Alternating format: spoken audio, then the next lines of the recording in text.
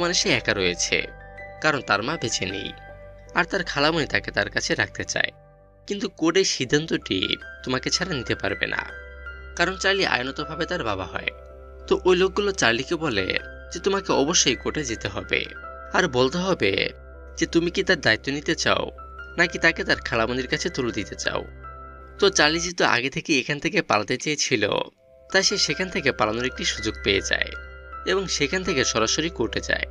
তো সেখানে আমরা ওই বাচ্চাটির খালামণি এবং তার হাজব্যান্ডকে দেখতে পাই।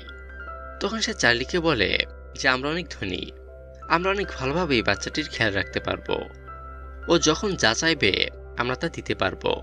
তাই সে চার্লিকে রিকোয়েস্ট করে ওই বাচ্চাটিকে তাদের হাতে তুলে দেওয়ার জন্য। তো চার্লির এই বাচ্চাটিকে রাখার কোনো ইচ্ছে ছিল না, কারণ সেই বাচ্চাটিকে কখনো দেখেনি।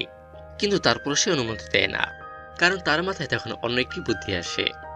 সে যেহেতু অনেক ঋণগ্রস্ত ছিল, তাই সেভাবে যে ওরা যেহেতু অনেক ধনী এবং এই বাচ্চাটিকে তাদের প্রয়োজন, তাই সে ভাব দেখাবে যে সে এই বাচ্চাটিকে দিতে চায় না।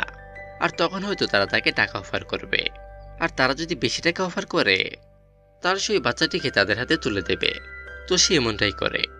আর তখন এই বাচ্চাটির খালু তাকে $1,00,000 অফার করে এবং এর বিনিময়ে তারা ওই বাচ্চাটিকে নিয়ে যাবে। আর চার্লি এটাই চেয়েছিল, তাই সে তাদের অফার অ্যাকসেপ্ট করে নেয় আর ওই বাচ্চাটিকে তাদের হাতে তুলে দিতে রাজি হয়। তো তখন ওই বাচ্চাটির খালামণি চার্লিকে বলে যে আমরা 3 মাসের জন্য দেশের বাইরে যাচ্ছি, তাই এতদিনের জন্য তুমি তাকে তোমার কাছে রাখো, আর এরপর আমরা দেশে এসে তাকে নিয়ে যাব। আর এরপর তারা বাচ্চাটিকে চার্লির কাছে রেখে সেখান থেকে চলে যায়। তো আমরা দেখি চার্লি যে টাকাগুলো পেয়েছিল সেই টাকাগুলো নিয়ে একটি মেয়ের সাথে দেখা করে এবং তাকে $50,000 দেয় আর তাকে একটি ভালো মানের রোবট বানিয়ে দিতে বলে। তো তখন ওই মেয়েটি তাকে বলে যে তুমি কোনো চিন্তা করো না, এই টাকা দিয়ে তুমি খুব ভালো মানের একটি রোবট বানাতে পারবে। আর এতে আমরা বুঝতে পারি যে সে একজন রোবট মেকার। আর এখানে চার্লির ছেলে যার নাম ছিল ম্যাক্স, তার কাছে এটি মোটেও ভালো লাগে না, আর তার মনে হয় যে চার্লি খুব একটা সুবিধার লোক নয়। তো তখন চার্লি তাকে বলে যে দেখো, আমার কাজই হচ্ছে রোবট ফাইটিং করা, আর এই টাকার বদলে আমি খুব ভালো মানের একটি রোবট বানাতে পারবো। তো এরপর আমরা দেখি যে কিছুদিন পর ওই রোবটটি তাদের কাছে চলে আসে, আর তার ওই রোবটটির নাম দেয় নয়জি বয়। আর এই রোবটটি আগের রোবটটির থেকে অনেক বড় এবং পাওয়ারফুল ছিল।